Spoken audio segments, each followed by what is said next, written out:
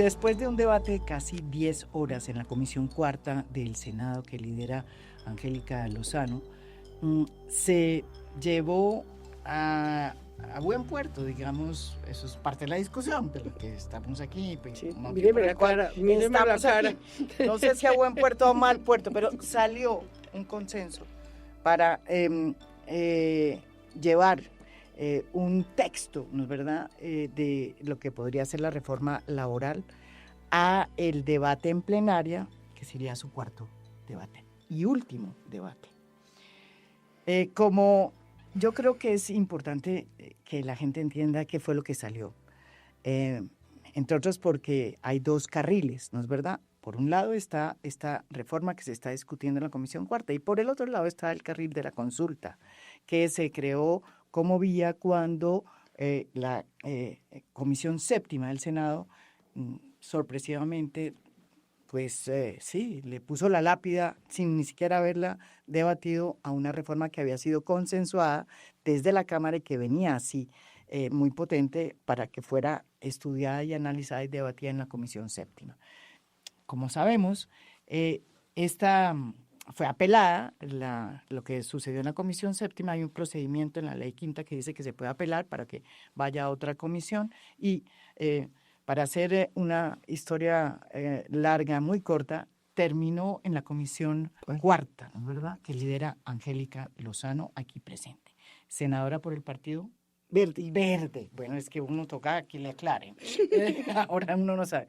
Y por eso hemos decidido hacer, ya cuando ya estamos listos para entrar en debate al Senado, invitar a Clara López, que ha sido una persona que además conoce muchísimo el tema laboral, senadora por el Pacto Histórico, y me parece que es la mejor voz para poder explicar desde dos puntos, ¿no es verdad?, distintos del espectro político colombiano en un debate abierto, y ojalá que le expliquen a la gente en qué carajos estamos, porque hay una confusión de la Madonna. Exministra de Trabajo. Y ella, o sea, además, estaba adelante. Exministra de Trabajo, por decir, además, exalcalde encargada de Bogotá. Todo. ¿Qué nomás que ha hecho usted?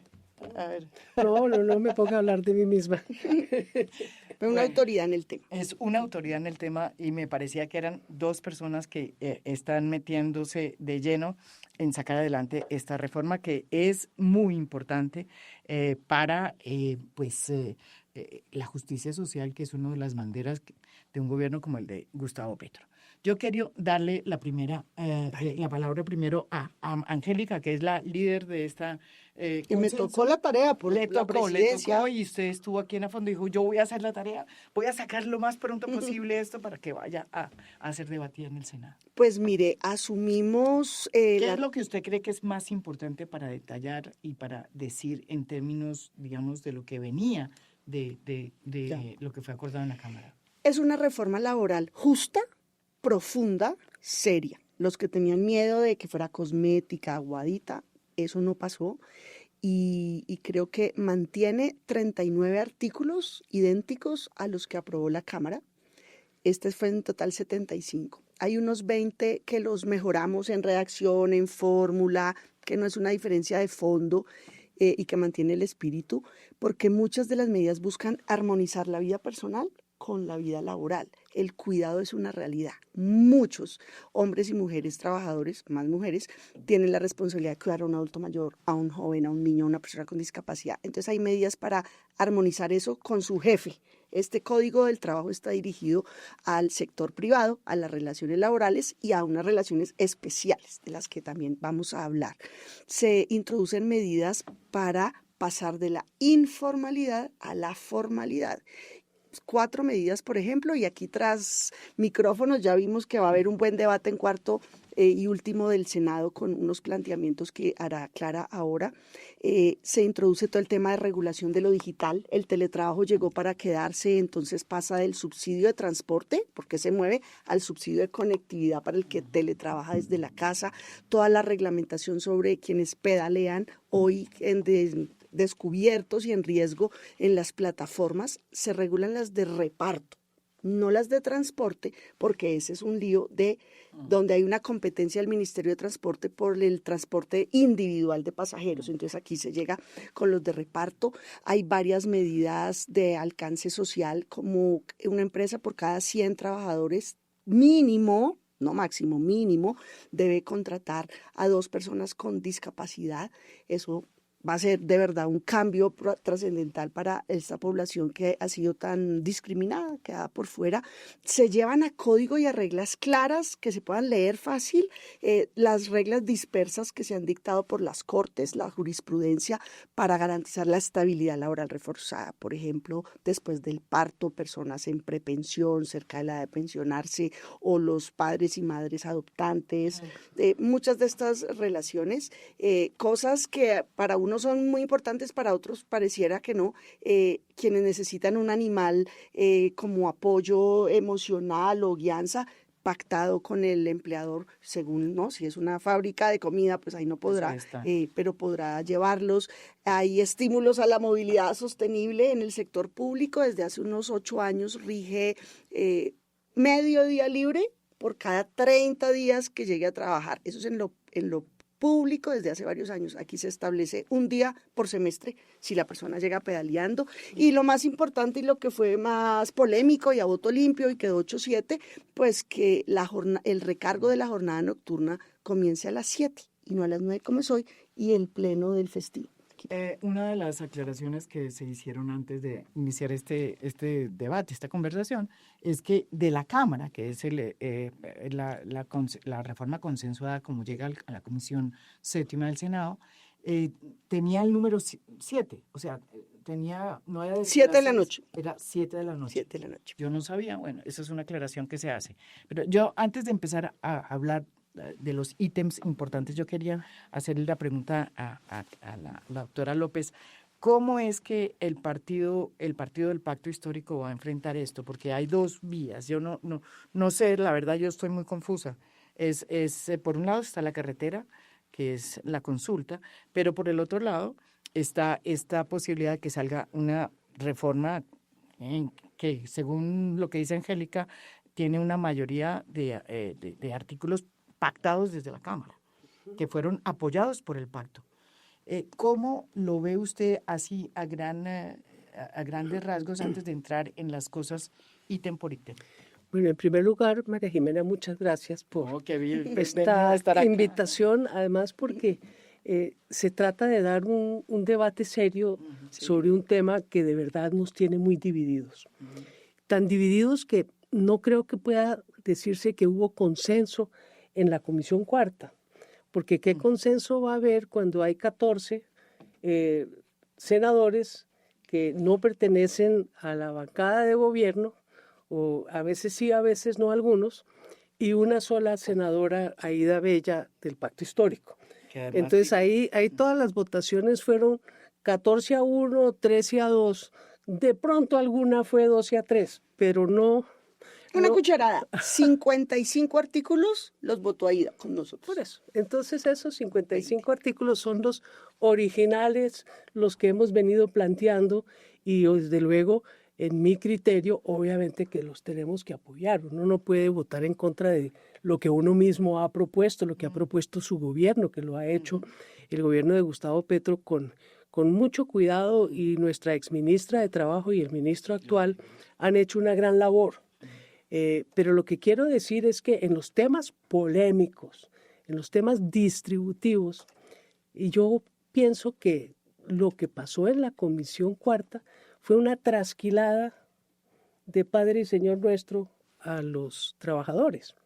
¿En consenso con quién? No con los trabajadores, no con las centrales, sino con los empresarios. Hasta por ahí salió un titular en El Colombiano que a mí me llamó la atención, que habían consensuado con los empresarios, en fin. Lo que quiero decirle es que los temas distributivos son temas donde hay intereses antagónicos, porque lo que gana uno pierde el otro. ¿Y por qué dices tú que hay una trasquilada? ¿Cuáles son los argumentos? Hombre, porque hay unas normas que a uno lo dejan muy sorprendido. Por ejemplo, el contrato sindical. El contrato sindical es una forma de tercerización ilegal legalizada, por el contrato sindical, porque consta de que un sindicato puede, mediante un contrato, ser intermediario laboral entre la empresa y unos trabajadores que seguramente afilian al sindicato, pero que no están cubiertos por su convención colectiva. Entonces les pagan salario mínimo más prestaciones en unas condiciones de precarización laboral y están haciendo el mismo trabajo de los trabajadores del sindicato en labores misionales, pero subcontratados, o sea, con una intermediación laboral ilegal, de la que prohíbe, entre otras cosas, el Plan de Acción Laboral del TLC. Esas son las quejas del presidente Trump, la competencia desleal de que no se cumplan unos mínimos de garantistas de remuneración y de trabajo. Entonces, claro, todo el mundo busca donde el trabajo sea más barato y acabamos en una carrera hacia el fondo, yendo a generar el empleo, es donde no se pagan salarios, no se respetan las prestaciones sociales y además no se pagan impuestos. Entonces es muy, muy delicado desde el punto de vista de una sociedad bien organizada. Pero tengo entendido que el contrato sindical es una cláusula, es parte de un acuerdo que viene de la Cámara. No sé cómo quedó. La Cámara prohibía el contrato sindical. Esa es una diferencia de fondo. Y en la Comisión Cuarta eliminaron la prohibición, o sea, sigue. No se toca, no se habla. Sigue el contrato. Es que esto no es un nuevo código, esto es una reforma. Entonces, si usted no lo elimina, pues ahí sigue.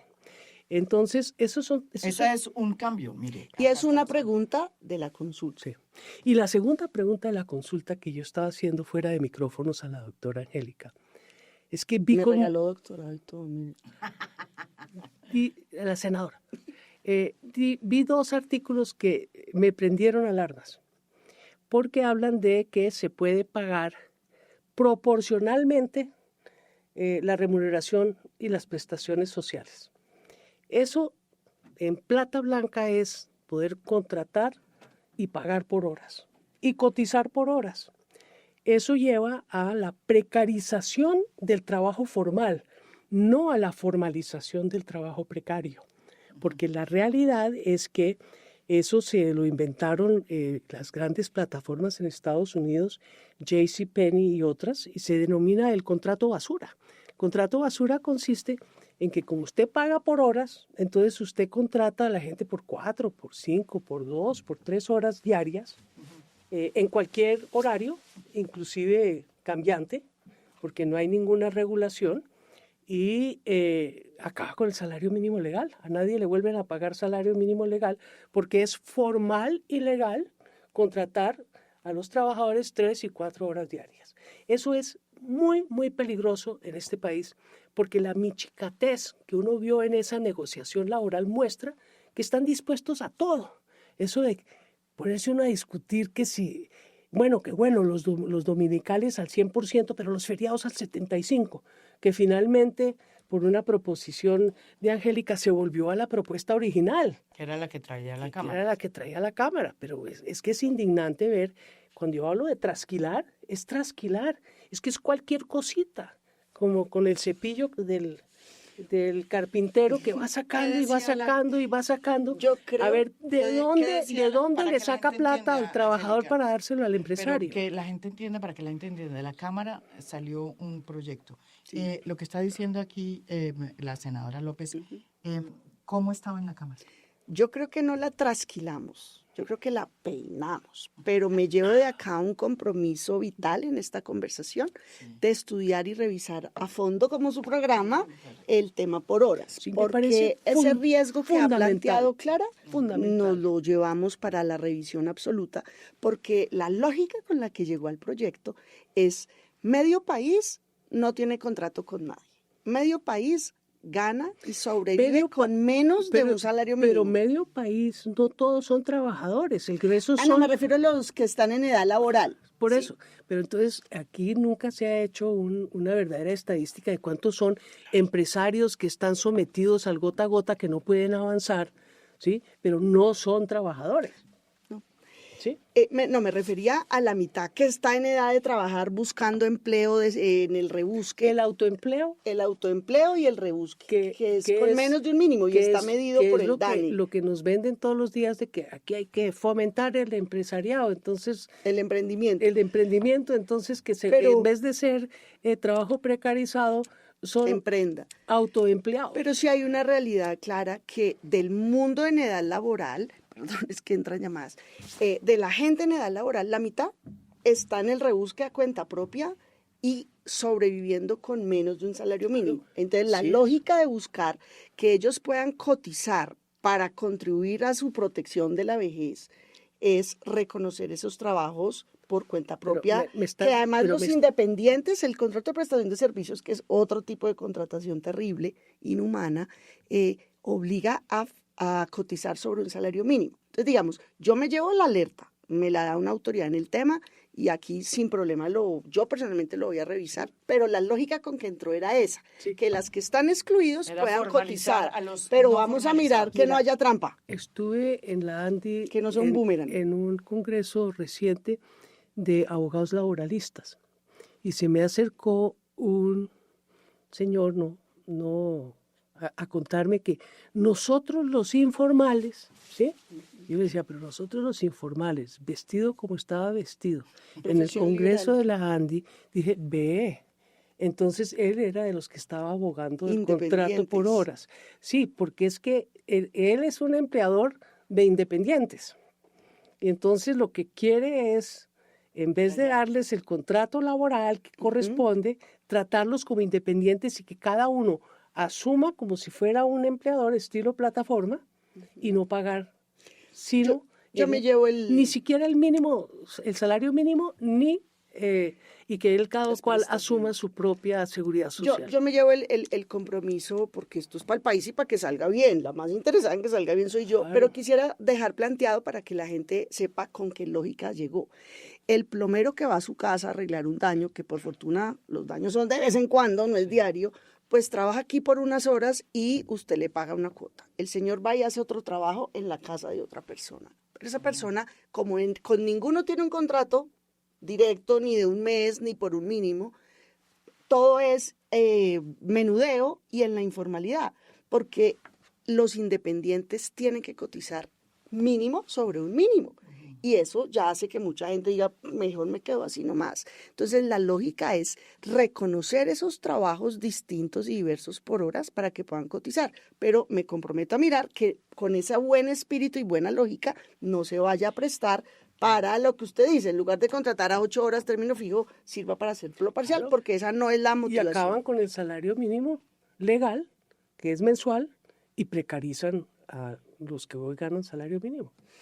Una cosa que metimos en el Senado que no estaba ni en la Cámara ni en la autoría original del gobierno fueron medidas hacia la formalización. Otra fue... Es uno de los pedidos, voy a decir, de los empresarios. Dice, esta reforma no me gusta porque no está dirigida a la formalización. Es que, pero es de la academia también. Pero mire, es que las universidades fueron en Colombia, todas las propuestas que he visto, y esta es una de ellas, está encaminada es a reprimir la remuneración, no a elevar la remuneración de esa por lo bajo a todos. Exacto, es deprimir. Entonces, obvio, si a menor valor, más empleo, más formalidad, pues a cero salario en esclavitud, entonces todo el mundo estaría empleado. Eso económicamente no tiene ningún sentido. Lo que echa a andar la economía y genera empleo es darle capacidad de demanda de pago a la clase trabajadora, tanto a la formal como a la informal.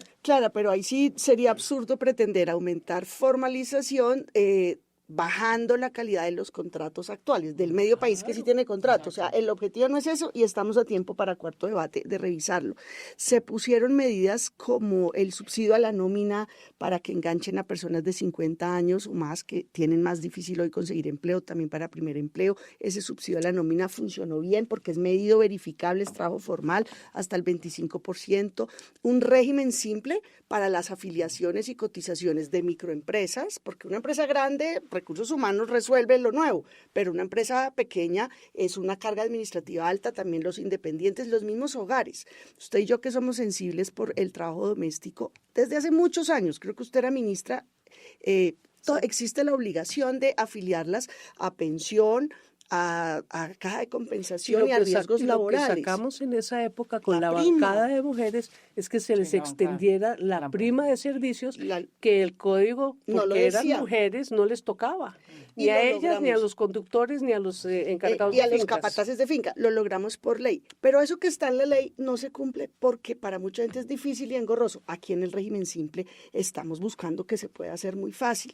Entonces hay varias medidas por ajustar. Le doy una chiva. Para cuarto debate vamos a poner así clarísimo y con todas sus letras, la jornada laboral para los colombianos es de 8 horas y hasta 2 horas por encima extras. Esa es la otra que... Vamos a poner así clarito, las empleadas del servicio doméstico internas o externas por días o tiempo completo, su jornada es de máximo 8 horas y pueden tener hasta 2 pagándole Pero la con las extra, claro. con las extras. Y lo vamos a poner de frente y claro, pues porque es un trabajo digno y decente. Pero entonces miren lo que está pasando. Aquí el debate se ha centrado solamente como en un tema que tiene que ver pues con el reconocimiento de los derechos laborales en materia de festivos y dominicales que se habían retirado, digamos, en una reforma que se hizo en el 2004, cuando el presidente Álvaro Uribe era nuestro mandatario. Y realmente la reforma tiene muchas más cosas. Y ese es un primer llamado, ¿no? Para que entendamos que esto es realmente una reforma que va mucho más allá de esa contrarreforma que hizo el expresidente Álvaro Uribe.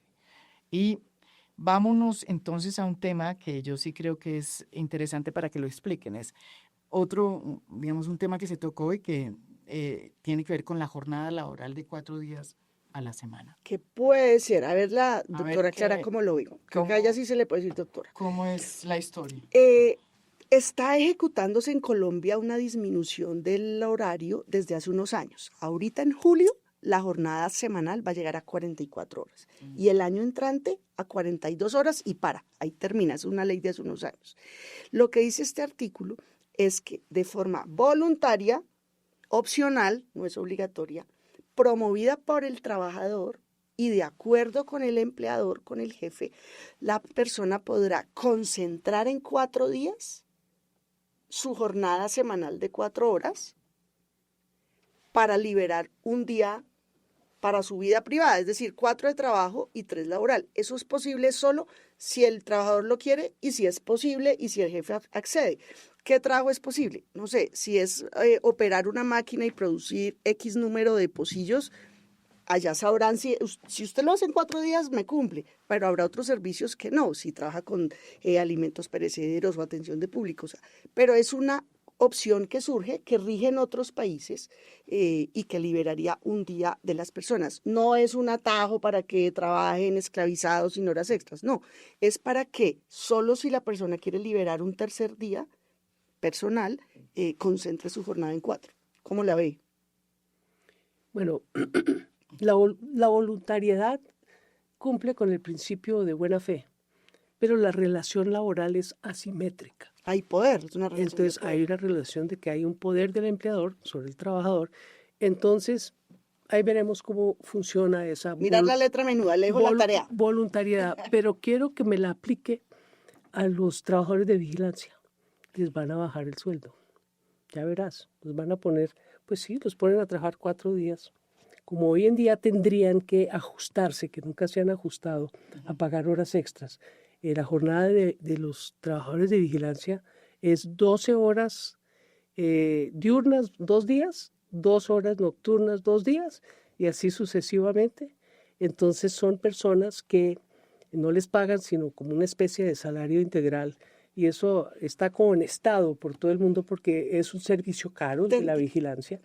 Yo no sé eso cómo aplicaría. Tendría que ponerse la claridad y la restricción, porque la motivación no es hacer esguince, sino es que yo tengo la vieja costumbre que la adquirí en la Junta Monetaria antes de la Junta Directiva del Banco de la República. Había una Junta Monetaria que tenía que regular todo lo que era la emisión de dinero y tal. Entonces se sacaban unas resoluciones, se sacaba una buenísima para tratar de parar el caudal de creación secundaria y tal. Y entonces se sacaba una resolución y cada 8 días era tapar los huecos, ¿sí? Que producía la... que se inventaban los que la tenían que cumplir. Entonces uno tiene que mirar la legislación laboral no con ojos de la buena intención, sino de cómo se va a utilizar. Yo tendría que analizarlo un poco más a fondo. Lo que usted está diciendo es que eso se puede utilizar para, como se aumentan las horas Para extras, bien y para mal. para en las que las empresas, digamos, se cobre por ahí. Pues fíjate usted, ahí la persona entonces tendría que trabajar 10 horas y media, 8 horas de la jornada laboral, 2 horas. Para poder liberar Que el día. quién sabe si se les van a pagar extras, seguramente no, y la otra media hora que se sale de la ley es una excepción. Entonces hay que ver eso como en la aplicación de, la letra menuda. de ahorro, de costos laborales, se puede convertir no en algo favorable al trabajador, porque nunca va a haber esa voluntariedad, sino va a haber, si usted quiere trabajar aquí, estas son las condiciones. Si no, tengo 100 más que pueden hacer lo que usted blindémoslo, Clara, Blindémoslo. para que se conserve en el Hay que mirar. espíritu que funciona en otros países. Eso no es una invención de acá. Entonces, blindémoslo para que no sea, por supuesto, Es que en los mal otros países utilizado. hay sindicatos. Entonces los sindicatos cuidan a sus trabajadores. Aquí no hay sindicatos, salvo en el sector público y en las muy grandes empresas. Entonces el problema es que el trabajador de verdad está a la deriva con una protección muy, muy, muy leve del Ministerio del Trabajo, porque con 1000 inspectores de trabajo usted no cuida Tiene que fortalecerse todos la los inspección. abusos. El número de trabajadores sindicalizados en Colombia creo que no Pues, llega ni el siquiera 3, al 12%. No, el 3%. Ah, 3,5%. 3,5%. Nosotros hicimos ese censo cuando yo estaba en el ministerio, no creo que haya aumentado mucho. Bueno, vamos a otro tema que, imagínense, vamos a otro tema que se planteó y que es parte digamos, de los dientes de esta propuesta que va a debate en su cuarto debate al Senado. El contrato a término fijo con límites. Dice, ¿cómo es eso? La Cámara... ¿Y cómo venía de la Cámara? Bueno, lo primero es hoy tener un contrato indefinido. Eso es como un tesoro inexistente, muy escaso. Se vuelve la regla, que el contrato laboral sea indefinido. Se mantiene la viabilidad del contrato a término fijo, pero se le pone un límite. La Cámara dijo, cuando complete 4 años con contrato anual a término fijo, se convierte automáticamente en indefinido. El Senado mantiene esa misma fórmula, aumentándole 1 año. Cuando complete a 5 años, se convierte en indefinido y crea un parágrafo que es muy garantista que dice es retroactivo. Es decir, a la entrada en vigencia de la ley, si va en el año 3 o 4, pues ya le falta poquito para que quede indefinido, no tiene que comenzar de cero. Entonces, esa es la diferencia y hay que revisarla. Digamos, no es tan de fondo. ¿Y cuál es la sanción por despido de un trabajador con contrato indefinido? La que traía la fórmula de la Cámara.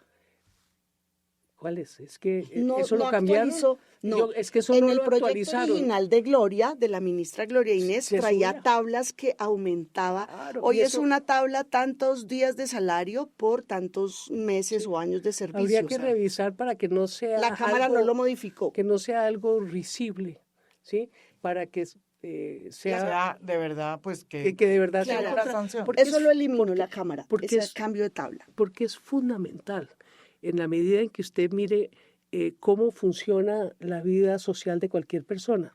Aquí criticamos mucho que se está desbaratando la familia, ¿qué tal? ¿Cómo hace un trabajador que lo tienen a contratos de muy corto espacio para adquirir una hipoteca, por ejemplo? Pues no tiene Decía, cómo, no tiene De cómo. crédito nula. Entonces, fíjese usted que todo eso tiene un impacto en lo que se llama en los textos la reproducción de la fuerza laboral. Entonces, esto de abaratar los costos al máximo lleva a que la persona no pueda adquirir su vivienda, a que no pueda cuidar los hijos, a que tengamos toda suerte de problemáticas sociales porque no se está garantizando un nivel Calidad de de vida. remuneración y de limitación a Para las la- horas de trabajo que permitan una Armonizar. reproducción sensata y de acorde a las reglas y a las éticas sociales de la familia. Porque es que la familia no es aparte del trabajo, es la otra cara de la moneda del trabajo, y por eso es que este estatuto, hay que decirlo, y por eso a mí me dolió tanto que hubieran sacado la parte de negociación colectiva, que se trató de reintroducir en el Senado y tampoco tuvo éxito. ¿Por qué salió en Cámara? Por negociación. Sí, no, es que el cuento es que llegan a consensos y después almuerzan el consenso y van por más en la otra corporación. Entonces... allá sacaron también algo muy sentido y necesario del contrato laboral agrícola o del campo. Todo lo que fue... Eso salió en Cámara. Acá lo dijo la propia ministra de entonces, Gloria Inés Ramírez, que habían sacado por consenso, por una decisión de un acuerdo, todo lo que tenía que ver con los trabajadores del campo. Nosotros ya lo recibimos peluqueado. No, no fue acá. Pero por eso es que es tan importante esta discusión, porque si usted recibe peluqueado y lo peluquean más, entonces ¿por qué se sorprenden que la contraparte diga, bueno, si me peluquean, pues entonces devuélvame a las 6 de la tarde, métamelo de la negociación colectiva? Porque el estatuto es el mínimo, no es el máximo. Se supone que a partir de ese mínimo, a través de la contratación colectiva que equipara el poder de los trabajadores unidos con el empleador, pues se mejoren las condiciones en función de la capacidad de productividad y de valor agregado de la empresa. Solo una claridad sobre cómo se construyó el tercer debate que ya se aprobó. Cogimos el texto de Cámara, artículo por artículo, queda, cambiémosle. Esto quiere decir, no fue, digamos, de otro lado que trajimos cosas. Entonces, digamos, trabajamos sobre lo que ya se aprobó y que además el gobierno ha reivindicado y ha celebrado lo aprobado en la Cámara. Hay unas diferencias, ahí sí hay que discutirlas unas a unas. Y esas diferencias rompen el consenso de la Cámara. O sea, no las rompen solo para un lado, las rompen para ambos lados. Es lo que le quiero explicar, es que la negociación no puede ser que trasquile. Pero es que el Congreso es bicameral, entonces son 4 debates, comisión y plenaria de Cámara, y ahora vamos para la plenaria de Senado. Pero esa bicameralidad... Y hay que garantizar que quede bien, digamos, no es para... Pero la bicameralidad le da opción a los empresarios que tienen mucho más fuerza ante los congresistas, especialmente los senadores. Recuérdese que ellos son los que hacen las donaciones a las campañas. Pues las cámaras les donan igual. Quiero contar algo sobre ese manto de duda. En la discusión mucha gente dijo, exceptuemos sectores. Y fue como un acuerdo y dijimos, no, ni de vainas ningún sector. Porque entonces ahí sí es el lobby, ahí sí es para quién, porque este sector sí y este sector no. Pero en la ponencia, y trajeron lo de las microempresas, pero las microempresas que pues son transversales, no de un sector. En la ponencia sí venía que se exceptuaban los sectores que producen horas extras nocturnas. En la ponencia del tercer debate no. ¿No? No, señor. Eso fue solo discusión, no. No, en la ponencia sí dijimos ni de vainas, porque luego esto que aquí con un manto turbio, no, nada. La felicito. Y fueron los 15. Y digamos, es legítimo quienes dicen, yo voté distinto y yo dije 7 de la noche para todo el mundo, pero quienes decían, oiga, las microempresas son más frágiles, digamos, no son malvados. Ahí hay unos argumentos de parte y parte. No los comparto, yo dije para todo el mundo, pero se dijo microempresas, por nada el mundo sectores, porque si no, ahí sí es... Ahí sí son factores. Pero fíjese que también la reforma que se debate o salió de este debate en la Comisión Cuarta tiene un tema interesante y es, o sea, no sé si es interesante, no, tiene otra propuesta que es la prima adicional, que yo quiero que me la explique aquí. ¿Y de dónde viene? Porque esto es nuevo, porque hay cosas que se metieron, ¿es verdad? Que no son... Buenísima la prima, pero nunca se va a aplicar.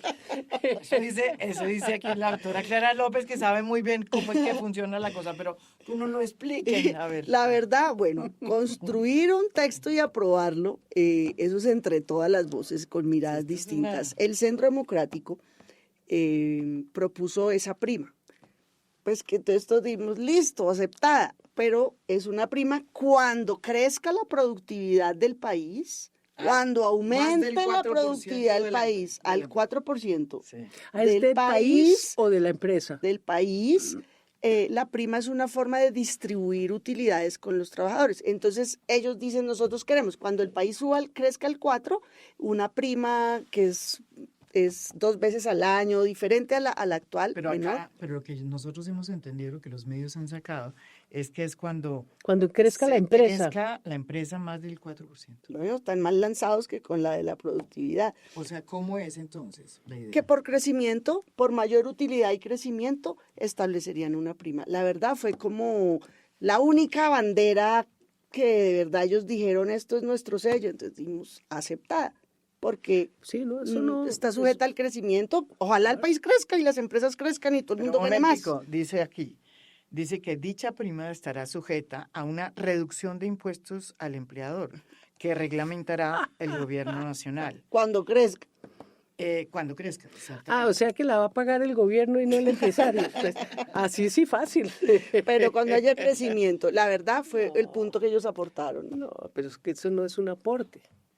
Es qué no? decir, es No, de decir, agenda de ellos, digamos. digo, primero que todo porque la va a tumbar la Corte. Esta ley no puede declarar No tiene exenciones, tributarios. no puede No puede. declarar exenciones tributarias. A nadie. Entonces es un saludo a la bandera. Pues ellos la mueven como de crecimiento económico. Por eso. Usted hazme 15 mitos para una foto. Es una bandera política, pero como todas es un engaño, porque no ni es constitucional, ni es lógico, ni es una contribución, ni es una participación Práctica. en las utilidades, porque lo que es una reducción de impuestos. Sí, eso Y es. O queda sea que claro- cuando más crece la utilidad, ¿sí? Más de descuento de impuestos Pero tiene, no- en vez de pagar más impuestos por tener un exceso de utilidades. Pero una claridad, esta ley no tiene el alcance, no puede, se cae en la Corte cualquier tratamiento tributario distinto. Y eso también fue discutido sobre las microempresas, que un punto de la consulta del presidente es a las microempresas se les debe tratamiento distinto. Entonces, Lemus, que quiero destacar el rol del coordinador, que ha sido atacado miserablemente, y aquí todo el senador de la U. de la U. Que él y Roldán Liberal, ambos de Antioquia, tuvieron el rol de coordinar y ambos hicieron un trabajo, la verdad, admirable. Él planteaba, y no la sostuvo esa noche, tal vez la traerá a plenaria, y decía que entre en vigencia total para las microempresas los recargos nocturnos cuando entre en vigencia los incentivos tributarios y acceso diferencial a crédito estatal para las microempresas. Eso lo mencionó y creo que, bueno, de pronto le llega a la plenaria.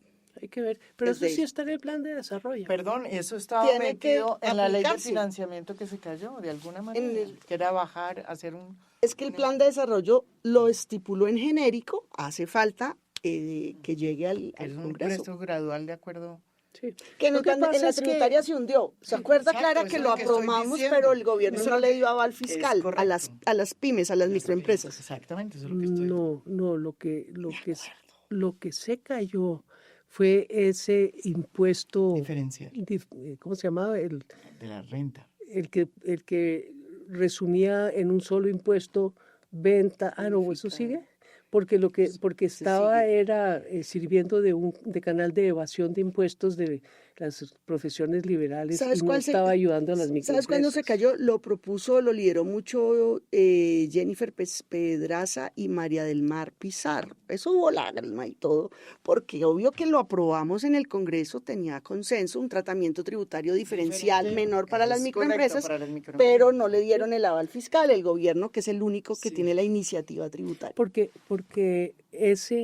la manera como estaba diseñado le generaba un incentivo impresionante a la subdivisión de Al las fraccionamiento. al fraccionamiento de las empresas y se podía caer el recaudo Le tengo tributario. chiva. En esta reforma aprobamos un artículo severo para las microempresas que se fraccionen para hacer uso y beneficio de las medidas favorables.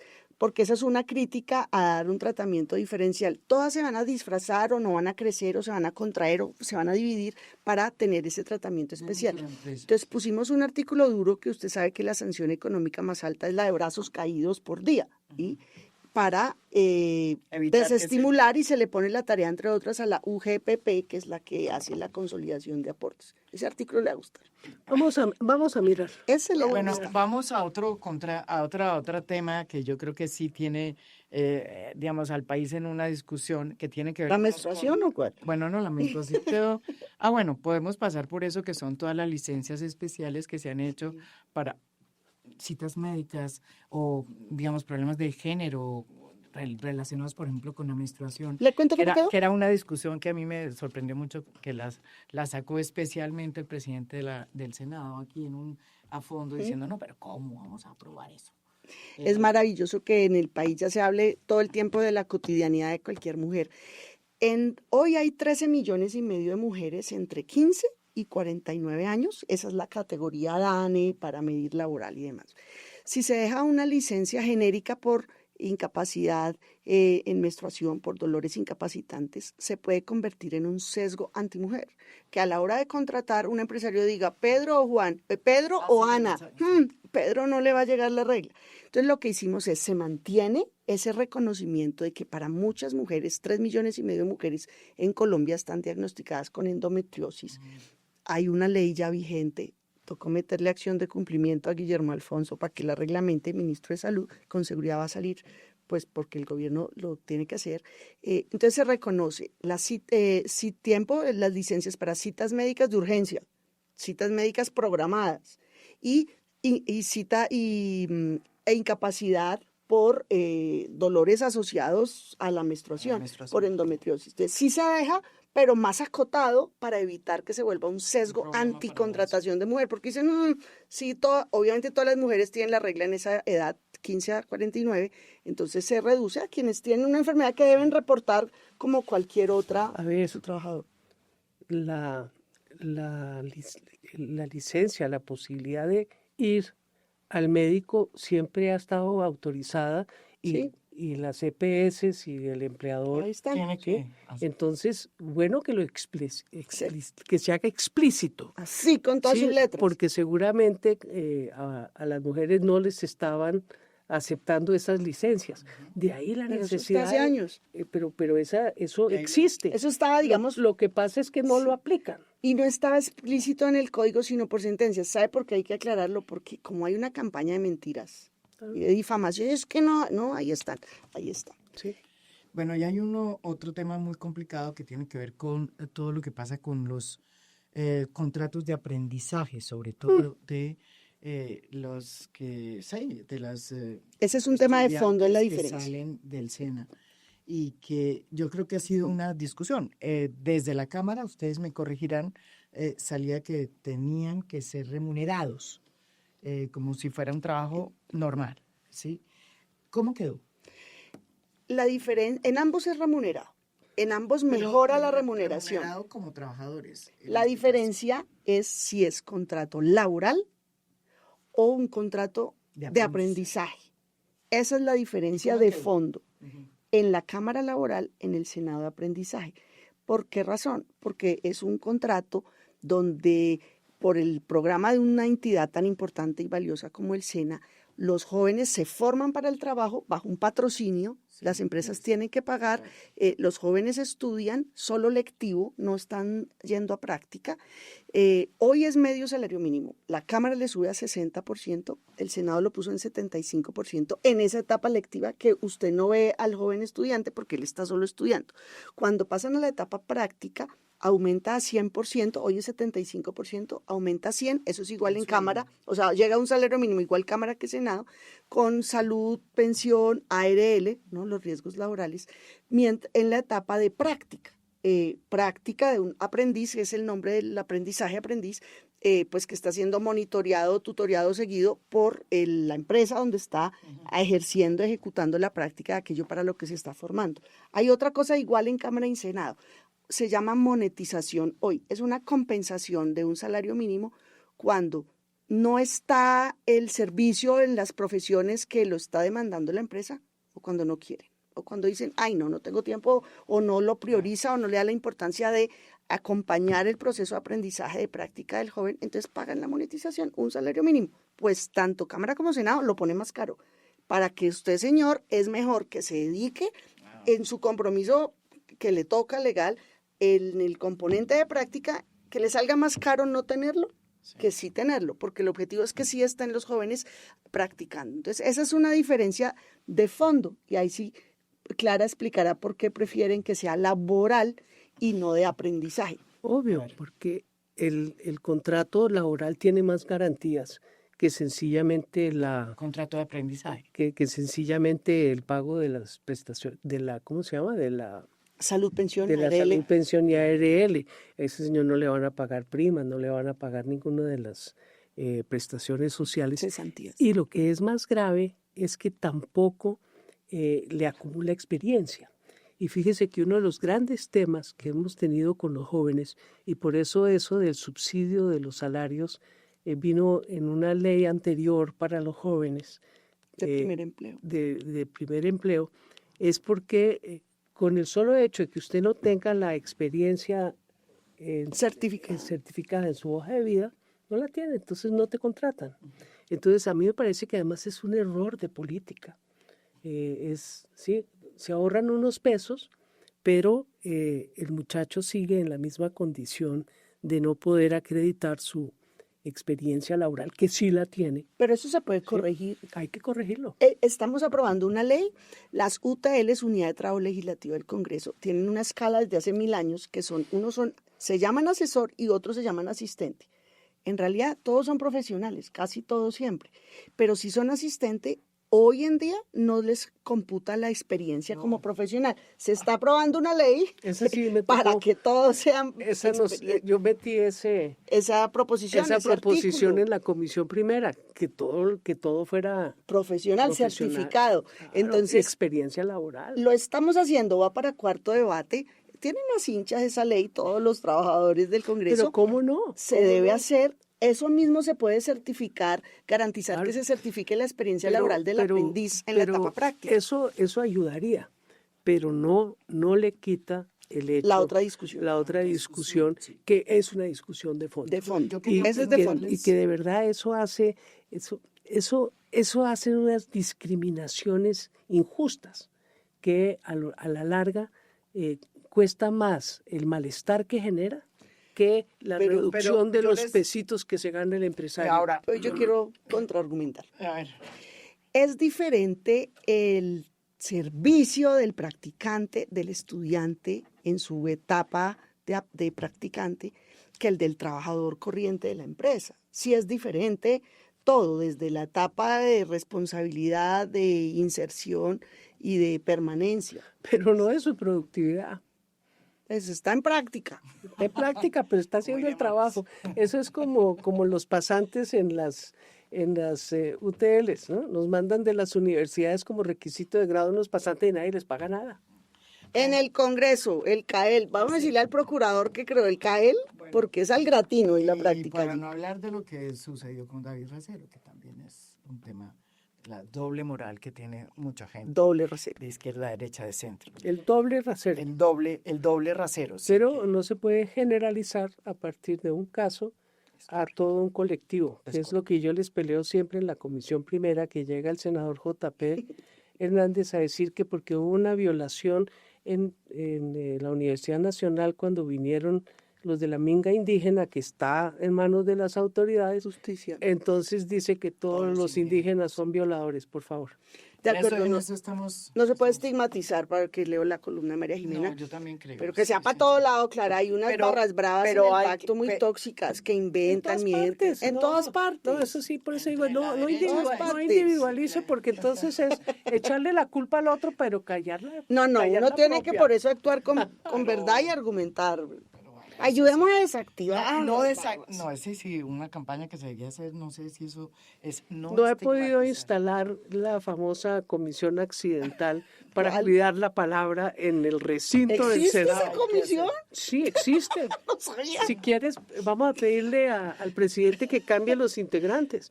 ¿Quiénes son? Para buscar, hay uno por cada partido. Pues hay que hacerla ya. Para generar las condiciones para un trato respetuoso, cuidar la palabra, tanto en los debates del Senado afuera. como en las redes sociales y en las declaraciones Le tengo públicas. unas copartidarias suyas allá para que les aplique la palabra. Yo les quiero preguntar bien ya dicha. al final, porque ya estamos llegando al final, es qué va a pasar en el Senado, porque es que estamos con dos carriles y la gente en su mayoría está más confundida que otra Y pregunta cosa. qué va a pasar en la calle también.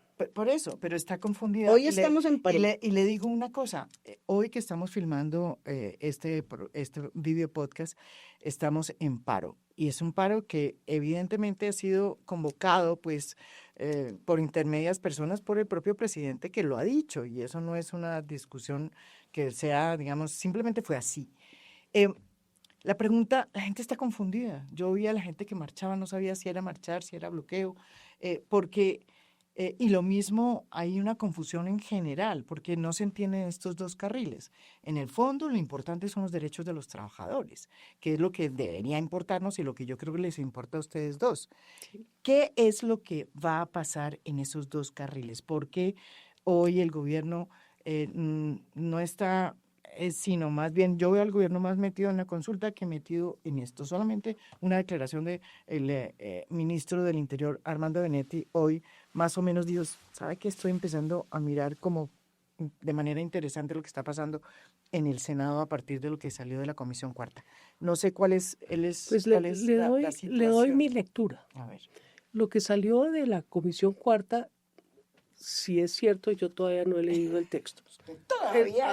No, eso es, hay que leer con Texto lupa. en mano. Eso es texto en mano. Sí. Letra Sí, menuda. tiene mucho de la reforma original que presentó el gobierno y de las propuestas que hizo el pacto y colegas de la bancada de gobierno que no son del pacto en el proceso de las discusiones. Entonces, obvio que eso difícilmente uno puede decir que no lo apoya. La trasquilada definitivamente no la apoyo. La peinada hay que pero mirar. lo que salió no es por benevolencia del Congreso de la República, de los sectores de derecha mayoritarios que nos tienen muy apabullados a los del gobierno en el Senado de la República. Salió por la presión de la consulta popular. Sin duda. Salió por la presión de la marcha del 1 de mayo, que de verdad pues, no la pintaron como era en los grandes medios, pero gracias a Dios ya no tienen el monopolio de la información. Entonces, cuando algo sale por la benevolencia, sí, porque la gente se convence, porque hay un esfuerzo de verdad de ir en dirección del cambio positivo, uno respeta. Pero la verdad es que fue por presión. Estamos de acuerdo. Entonces, Y yo lo como destaco fue- y lo reconozco. Y como fue Así por lo presión, espero. entonces, obvio, vamos a seguir presionando para lo que nos hace falta. Porque sin lugar a dudas, temas como el contrato sindical son una vergüenza. Es que son sindicatos simulados. Es una manera de hacer intermediación laboral, ¿sí? Como capitalista por un sindicato. Pero le cuento el ejemplo que daban en la comisión. La gente del Valle decía que Drogas La Rebaja, que hace muchos años la recuperó, tuvo el control del gobierno porque era de narcos, que la manejan los trabajadores asociados en sindicato. Y ellos argumentaban que entonces algo así es a través, lo que ellos hacen es a través de contratos sindicales. Es un ejemplo que dieron entre muchos otros, pero también me comprometo a revisar. Vamos a estudiar juntas Hay que los dos verificar, lados. porque es que si es contrato sindical, el sindicato está explotando a los trabajadores. Eso no es correcto. No es con las condiciones. Entonces hay que mirar. Entonces, ¿por qué no los contrata directamente? Sí, no, Porque sí. eso sí. Entonces, eso por un lado. Pero en términos generales, yo no sé si ustedes sienten lo que yo siento. Seguramente Angélica sí, porque ella sale a las regiones, habla con la gente.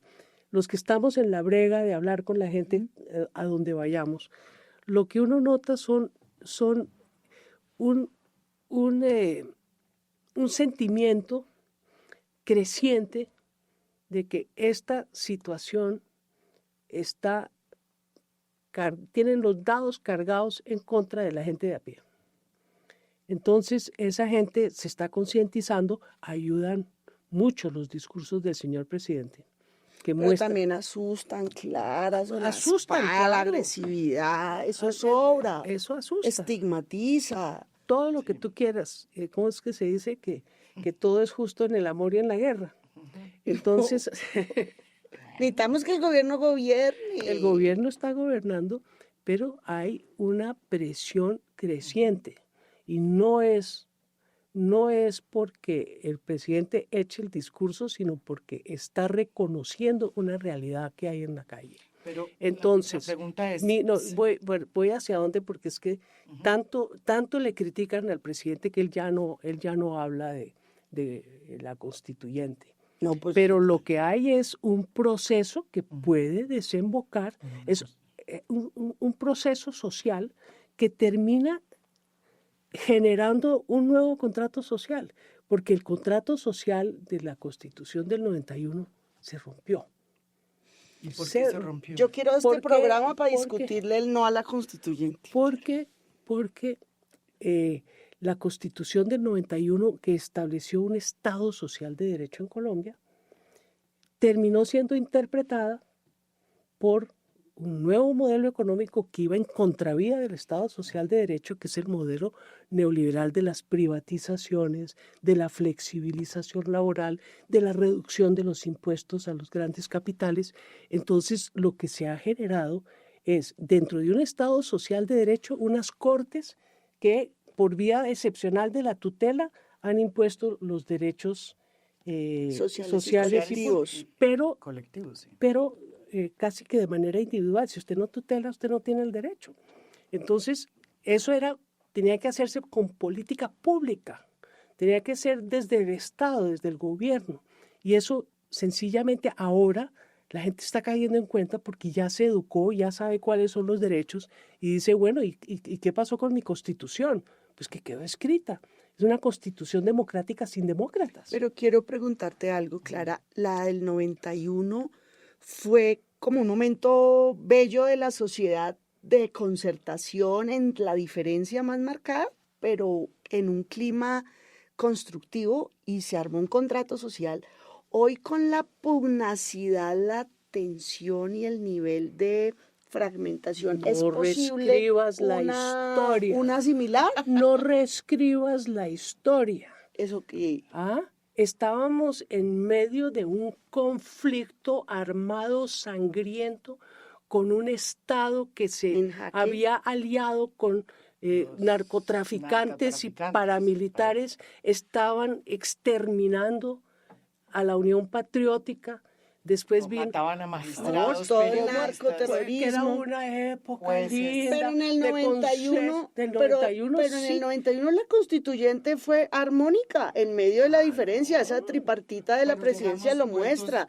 20 miércoles. del M19 A ver, en la... A ver, Llegamos vueltos. aquí tenemos Alguien que puso una víctima. No, pero llegamos al país, o sea, yo era joven en ese momento y nosotros llegamos casi que con mejor dicho, con las salvavidas pensando, la Constitución nos va a salvar de la hecatombe que estábamos. Pero no, Pero estábamos en una hecatombe, hecatombe. no Claro, pero a lo no que era yo el me- pasado pastoral Pero no, divino. a lo que yo me refiero no es a la masacre de los años 80 ni el narcoterrorismo. 80, 90. Pero es que fue en el y 91, hasta o sea, el me refiero al 2010. 91. Lo que quiero decir es que ni siquiera terminó con la violencia. Pero claro, es que yo me refiero es al clima para la Constitución del Se llevó a 91. cabo entre Ese la clima- derecha de Álvaro Gómez, el M19 que entraba como Navarro, partido político, M19 tuvo y el 20 en la partido constituyente de de gobierno, que era el 75 Partido liberal. A esa armonía política es que me refiero, no estoy borrando ni Sí, reescribiendo la ella no, historia, me pues. refiero es a la armonía política con la que se construyó y reflejó en la Constitución. ¿Hoy qué saldría? Bueno, habríamos que ver. Es que yo no estoy proponiendo que hagamos una asamblea Pero la constituyente. Constitución Lo que sería te solo con estoy el diciendo es que esta situación que estamos viviendo va a desembocar tarde que temprano en un proceso constituyente una que va a pregunta- obligar a un nuevo pacto social. pero Eso es lo que se llama una constituyente. Claro, pero en ese pacto, en ese nuevo... Y además esa digamos, ese nuevo constituyente no consenso, la citaron por las vías constitucionales tampoco. Porque no existía en la Sí, Constitución entendía. vieja eso. Pero, digamos, en ese posible escenario que miras tú, el pacto histórico estaría dispuesto a abrir porque eso fue es un consenso social. La Constitución no es impuesta como la Constitución del 80, anterior a la 91. Ese proceso que fue impuesta. ¿sí? Ese proceso Propuesta por los que constructivo. ganaron sobre los que perdieron. La Constitución del 91 fue producto de un consenso, que es lo interesante. Que es lo que me refiero. En esta oportunidad, si se hace este nuevo escenario, como dices tú, la izquierda estaría dispuesta a hacer consensos. Y la derecha estaría dispuesta a hacer consensos. Es que no estamos en el clima del 91 de la madurez estamos política. en una polarización. Ese cuento de Exacto. apuntar siempre a la izquierda para absolver No, a la eso en todos derecha los lados. no es correcto. No, Es que en el 91 fue virtuoso porque todos estuvieron en armonía. Eso es lo que hoy no se ve por estuvo ningún lado. en armonía hasta que se desbarató la armonía porque no se cumplió el consenso. No se cumplió. La No reacción se a la cumplió. Constitución fue violenta, armada y paramilitar. Claro, exactamente. Entonces, fíjense ustedes que Pero no es culpa de tenemos... la Constitución. No es culpa de la Constitución, es culpa de lo que le acabo de decir hace un momento. Eso le pasó a la Constitución de Weimar. Era una Constitución democrática, ¿sí? Pero quienes la ejecutaron no eran demócratas. Entonces, ¿cómo haces? Una Constitución democrática sin demócratas acaba en un enredo social muy profundo. Y ese proceso que tú vislumbras pueda desembocar en constituyente, como en qué, No sé, ¿en qué rango de tiempo lo ves? A mí me aterra, lo dejo claro. No, pues a mí también. A mí me parece Mira, otro acuerdo. que la institucionalidad, si no evoluciona, la evolucionan. Por eso me parece mucho más importante hacer unas reformas que de verdad sean reformas, serias. que sean serias, que no sean ni chicatas, que no sea, es que doy porque me obligan. No, a ver, hagamos de verdad un esfuerzo serio, pero eso no es lo que estamos haciendo. No lo estamos haciendo. Y cuando se vuelve una oposición sistemática a que todo lo que propone Petro, porque lo propone Petro es no. No, eso es Es inmaduro ese. Bueno, yo les agradezco porque esta es una primera, espero. Yo realmente creo que estos diálogos son los que necesita hoy este país. Nos vamos a estudiar el puente y las Este dos. debate Sí, que hagamos. hemos tenido aquí, yo creo que es un reflejo de lo que deberíamos hacer muchos colombianos en nuestras casas, en nuestros lugares de estudio, de trabajo, en fin. Yo sí creo que hay que empezar a discutir lo que no se discute así, con buenas maneras y con diferentes posiciones. Reconocimiento. Y con reconocimiento. Ministra de Trabajo, pues, Una hay ex que ministra de pararle Trabajo bolas. y Angélica. ¿Sabe lo que me Lozano. pasó a mí cuando presenté reformas semejantes? No digo ver. que son iguales, pero es ¿Cuando era el germen ministra cuando o fui cuando ministra, era- cuando era ministra de Trabajo, terminamos el salario, la discusión del salario mínimo y todo el mundo dijo, hay que tener temática, no esperemos hasta un año. Entonces yo les llegué en enero o febrero con una serie de reformas laborales. Y había un señor que se llamaba el doctor Alberto Echavarría, que era el representante del ANDE. Entonces yo mandé, como se manda siempre para esas reuniones, previo los documentos, y llegaron armados de tigre y botaron los papeles sobre la mesa y dijeron, esa no es nuestra agenda. Digo, bueno, traiga la suya. Con todo y grosería, pues. Yo también le contesté feo, pero ¿Llegó? nunca llegó. No, se fueron a hablar con el presidente a decir que tenía una manada de comunistas en el Ministerio del Trabajo. ¿Y qué le dijo el presidente? No, a mí nunca me dijo nada. Bueno, fíjese.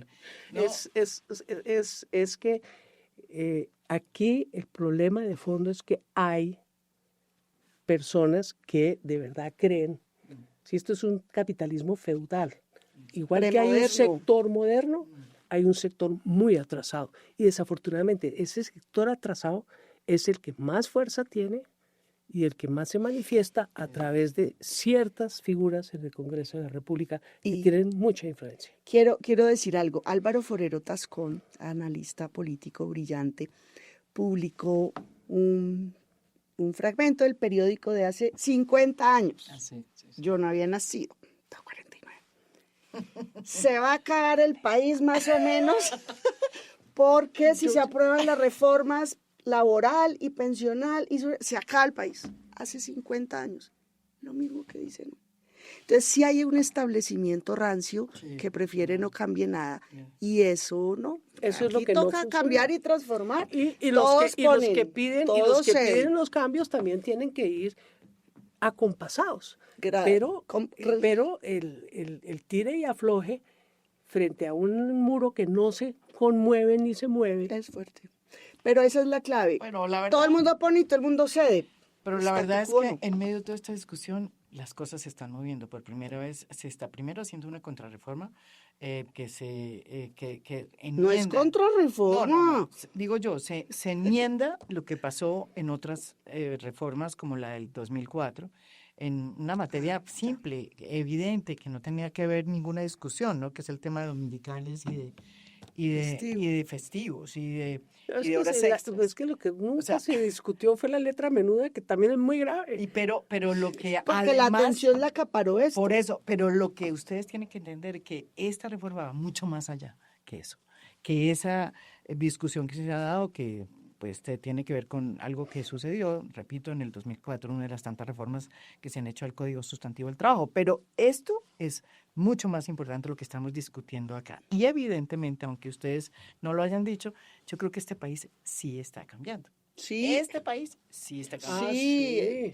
Y no hay vuelta al bueno, pasado. estamos de Uno, Decirle uno de no a los esto, grandes aportes de Petro, así no se lo reconozcan, Sí, es que sí, puso sí, otra el agenda. cambio en la agenda. puso otra agenda. Y le quiero Claro. reconocer otra cosa. Desde que yo estoy en el Congreso, estudié el tema pensional. Y todos los gobiernos la escribieron y la guardaron. La tenían lista, buena, regular o mala, la tenían guardada. Este llegó y la puso. Entonces, aquí que quede claro que no hay vuelta al pasado. Se vale el replanteamiento, la agenda, el pasí para allá, un poquito, pero siempre para adelante. Ahora, y con esto ya nos despedimos. Lo que ¿Qué se sí, hacía hace rato? no, es que no me dejan aquí. No me dejan. Es que yo sí pido sin estigmatizaciones, con argumentos y con respeto por el otro. Yo creo que ese es incluso uno de los valores más importantes de cualquier individuo Es un deber. político que además se reconozca como un hombre de izquierda o una mujer de izquierda. Pero, lo digo de verdad, yo creo que eso toca valorarlo y el otro, el diferente con el que uno puede discutir, es el que uno tiene que tener enfrente, mirarlo a los ojos como Sin es una campaña sectarismo. y sin sectarismo. ¿Me dejaron Por una eso chiva? les agrada. El Ah. voto de Clara pesa lo mismo que mi voto, un botico. Tengo unos sanbenitos ahí encima, una jauría, una campaña de odio, de estigmatización, y haga otro programa, invita a Clara, que es una señora tan seria, usar el sistema de medios públicos como instrumento de propaganda gobernista de turno, y luego de hostigamiento a los otros, eso sale mal. Mi voto es 1, qué pena pues que uno contribuya con liderazgo y capacidad de trabajo y concertación, pero me sumo a su llamada. Yo creo. Sí, yo también de la lado y sumo. lado, del lado de todos. Sí, los yo lados. digo que es que hay una canción vallenata lindísima Sé que que dice, es que la gente siempre se recuerda el golpe que recibió, No el que dio. nunca el que dio. Golpe con golpe, no, mejor dicho, aquí seguimos. Muchas gracias.